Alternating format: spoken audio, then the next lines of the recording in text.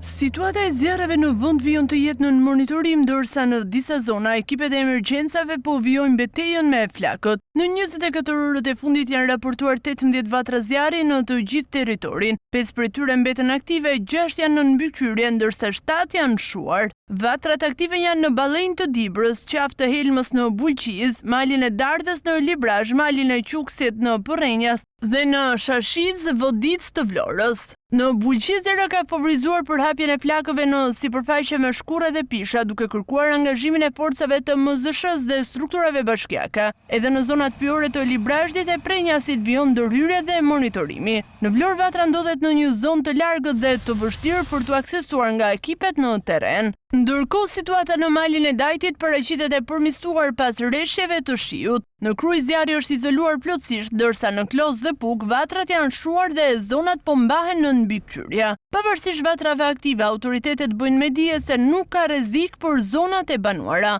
Agjencia Kombëtare e Mbrojtjes Civile vijon koordinimin me strukturat në terren, të cilat mbeten në gatishmëri për çdo situatë të re.